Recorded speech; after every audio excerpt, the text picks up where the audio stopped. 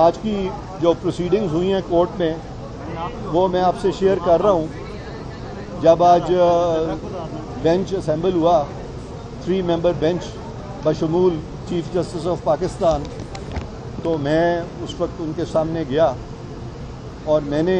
उनसे ये गुजारिश की कि जी सारे मुल्क में एक अनप्रेसिडेंटेड बॉयकॉट हुआ है आपके ख़िलाफ़ और आपके कल के ऑर्डर के ख़िलाफ़, और मुझे मेरे जो साइल हैं डिप्टी स्पीकर उन्होंने इंस्ट्रक्ट किया है कि मैं इन प्रोसीडिंग्स का अब हिस्सा ना बनूं।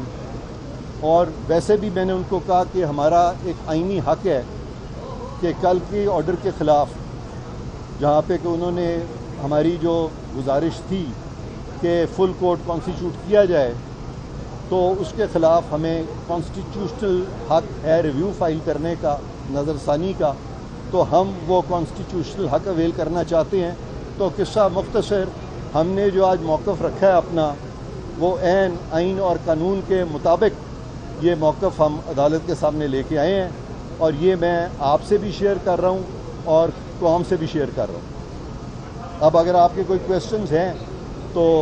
आज के बारे में या इस मामले के बारे में, तो you are most welcome. Sir, आप अपने क्वेश्चन उन्होंने रोका है, आपको प्रोसीडिंग से रोका है कि आप मतलब प्रोसीडिंग कर सकते हैं, आके दलाल वगैरह दे सकते हैं, क्या आप उसका हिस्सा बनेंगे या सिर्फ ये जो आपने एप्लीकेशन एक है कल के कोर्ट के जो फैसला आया है फुल बेंच के जस्ट उस तक आप महदूद रहेंगे? मैंने आपको आज की जो रुदाद है वो बता दी है, वो बिल्कुल क्लियर है। तो उसमें आपका सवाल का जवाब जो है, उसमें आपके सवाल का जवाब मुज़मिर है। कोई और सवाल अगर करना चाहें तो फिर आगे का लायामल क्या होगा? जी बिल्कुल, जब नज़रसानी की अपील अगर हमारी मुस्तरद हो जाती है तो फिर ऑब्वियसली फिर हम देखेंगे, क्योंकि अब नज़रसानी की अपील भी हम तो नहीं चाहेंगे ना कि ये बेंच सुने। जब डिस्ट्रस्ट आ गया तो इसलिए वो उम्मीद है कि वो फुल कोर्ट के सामने लगेगी, और अगर फुल कोर्ट के लगानी पड़ेगी इनको, और जब फुल कोर्ट के सामने लगी तो मुझे कभी उम्मीद है कि वो डिसमिस नहीं होगी बल्कि कामयाब होगी, और ये केस फिर से सुना जाएगा ऑन मेरिट्स फुल कोर्ट के सामने। मुझे बड़ी उम्मीद है इसकी। अच्छा कादिर साहब, ये बताइएगा कि कल 20 बार चीफ जस्टिस साहब ने ये बताया कि जो सुप्रीम कोर्ट का फैसला कोर्ट किया गया है डिप्टी स्पीकर की जानिब से, तो वो कौन सी शख्स थी, तो ऐसी क्या वजह थी कि आप बता नहीं सकते? मैंने बताया उनके ऑर्डर में गलत लिखा हुआ है, सरीहन गलत लिखा हुआ है उनके 23 तारीख के ऑर्डर में, कि मैं नहीं बता सका।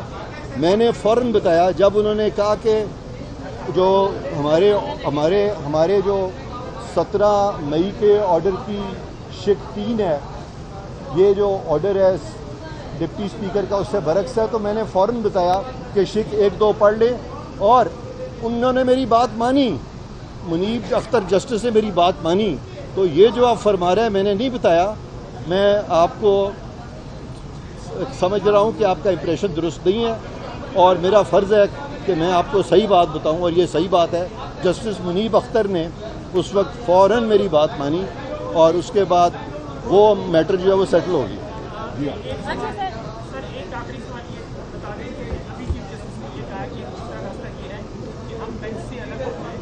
हाँ, लेकिन आप थोड़ा सा बड़ा दिल का मुजाहरा करें, तो आप बड़ा दिल का मुजाहरा नहीं करेंगे, मुआवनत तो सुप्रीम कोर्ट मांग रही है आपको तरफ से। मैं तो तैयार हूँ, हमसे मावनत लेता कोई नहीं है, मैं तो तैयार हूँ। आपको पता है कि मैं भी जज रहा हुआ हूँ, मेरे पास तो कोई इशारा हल्का सा आता था ना, कोई ज़रा भी डिस्कम्फर्ट महसूस करता था, मैं फ़ौरन बेंच छोड़ के भाग जाता था। और दुनिया में ये मुसल्लम असूल है कानून में कि हल्का सा भी शायबा भी हो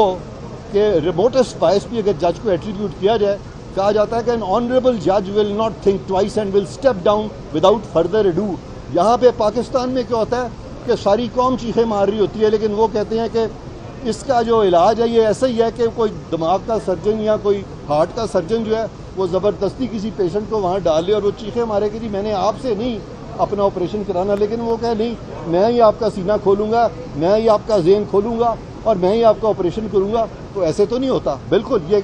मुसलमान कानून है कि no one can choose one's own जज, लेकिन everybody can object to a जज और a bench, so that when there are 15-20 other judges,